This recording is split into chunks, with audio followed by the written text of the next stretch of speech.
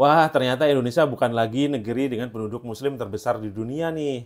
Sudah tergeser oleh Pakistan. Nah, berita ini tuh muncul beberapa hari yang lalu ya, di akhir-akhir bulan Ramadan ini. Itu. Lalu diberitakan oleh berbagai macam media, media mainstream ya. Dan rata-rata media ini mengutip dari World Population Review. Nah, di mana Pakistan itu menduduki posisi pertama dengan jumlah penduduk muslim 240,8 juta. Sementara Indonesia sendiri ada di posisi kedua dengan 236 juta jiwa, disusul oleh India dan lain-lain, bisa dilihat di chart ini ya. Lalu kemudian banyak nih orang mengatakan bahwa wah sekarang nggak bisa lagi nih kita bilang bahwa Indonesia penduduk Muslim terbesar di dunia segala macam gitu. Nah untuk berita ini sebenarnya teman-teman ini hanya satu data sebenarnya ya kalau kita mau jeli gitu. Karena ini hanya data dari World Population Review gitu. Jadi jadi bisa benar bahwa Indonesia bukan lagi negara mayoritas Muslim terbesar di dunia, penduduk Muslimnya, lalu diganti oleh Pakistan bisa aja, tapi sebenarnya harus dicantumkan dari World Population Review gitu. Karena apa? Banyak lembaga yang lain itu yang berbeda gini.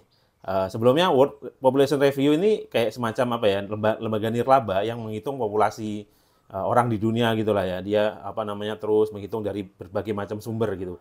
Tapi ini dia bukan lembaga resmi seperti PBB. Misal kalau yang mengumumkan PBB mungkin agak ini ya, agak diterima lebih legitimate atau apa gitu ya. Tapi ini ya salah satu data saja gitu. Karena apa? Ada data-data lain dari lembaga-lembaga lain yang berkata sebaliknya gitu. Misalnya, ini dari Global Muslim Population, itu Indonesia masih nomor satu itu dengan 242,6 juta. Sementara Pakistan itu di peringkat kedua dengan 234,7 juta, disusul dengan India dan lain-lain gitu, sama gitu kalau chart negara-negaranya. Lalu tidak hanya itu, ada lembaga lain yang juga beda dengan yang data tadi itu, yaitu dari The Royal Islamic Strategic Studies Center RISSC itu. Dalam laporannya yang bertajuk The Muslim 500. Nah, ini dia ngasih data yang berbeda. Di sini Indonesia tetap nomor satu, 240,6 juta. Sementara Pakistan 232. Ini semua datanya sama, diambil di waktu yang sama gitu, tapi berbeda-beda gitu. Nah, yang benar yang mana tentu ya pakai versi tadi gitu. Karena rata-rata mereka ini kan mengumpulkan data dari berbagai macam sumber juga gitu. Dan seperti tadi itu bukan dari lembaga resmi seperti PBB dan lain sebagainya.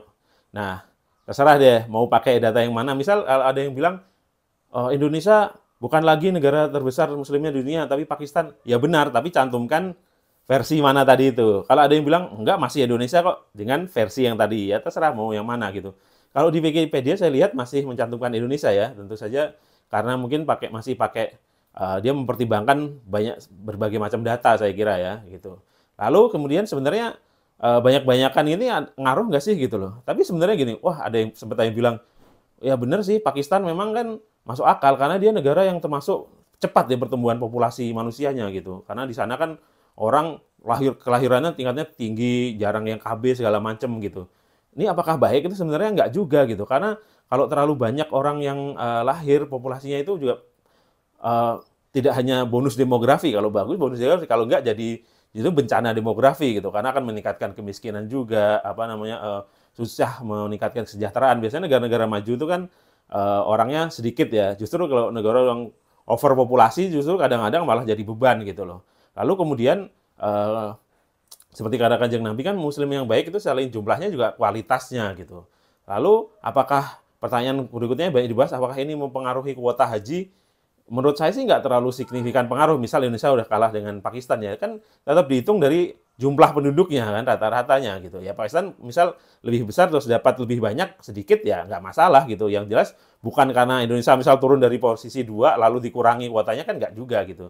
Lalu kalaupun mau dibilang wah Indonesia udah nggak nomor satu lagi nih berarti nggak istimewa. Menurut saya nggak. Tetap keistimewaan Indonesia sebagai negara yang bukan Arab tapi penduduk muslimnya besar lebih ngalahin negara-negara Arab itu menurut saya tetap bisa untuk jadi bahan ceramah atau cerita gitu. Karena apa?